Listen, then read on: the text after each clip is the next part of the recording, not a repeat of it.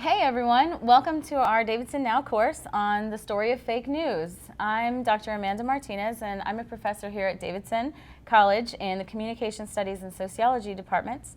I study mass communication. I'm really interested in media stereotypes and how those affect diverse audiences, specifically their interactions with others. I'm also really concerned about media portrayals and real-world outcomes because I think media are powerful teaching tools. And I'm Mark Sample, a professor at Davidson College in Digital Studies, which means I study digital culture and look at the way technology is changing our everyday lives, how we live, how we work, how we communicate, how we learn about the world through and with technology. And Amanda and I are here to explore with you the idea of fake news, which is in the news. So Amanda, why do you think fake news is such a timely topic for us to think about? Well, Mark, I'm concerned about how this term fake news is being used to really describe all manners of news and media these days.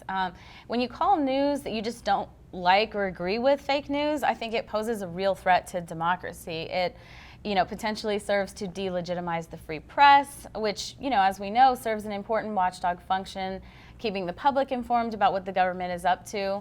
And this situation creates a situation where media are not trusted at all, and I think that's dangerous.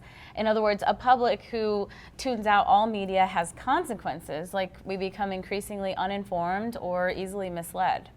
That is so true. Fake news has already come to mean something different from a few months ago. Originally, we saw the phrase fake news refer to deliberately inaccurate news stories that try to pass themselves off as actual journalism.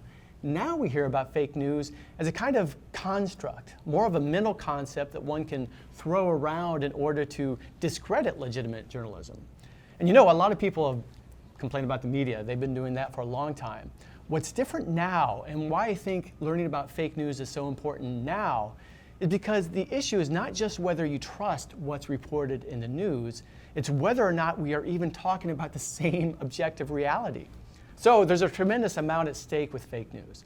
I don't know if we'll be able to cover every element of fake news in this course, but we have a fantastic slate of contributors lined up over the next 2 weeks.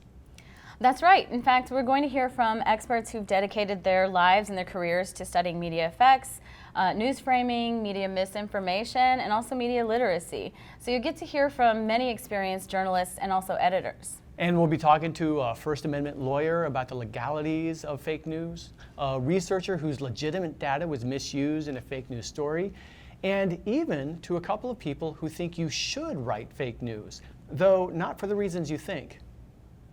Along the way, we're going to have some online discussions, there'll be some short readings, and also some fun exercises for you all to participate in. There will be also an extensive resources section if you choose to go into more depth on topics that pique your interest. And by the end of this 2-week course, we hope that you've learned a couple key things. The history of fake news, what's at stake with fake news, what social and technological practices make fake news possible, what do journalists think about this phenomenon, how can we cultivate media literacy in ourselves, our friends and family, and our students in order to see through fake news to the real story. So, we're glad you're here to join us. Now let's get started.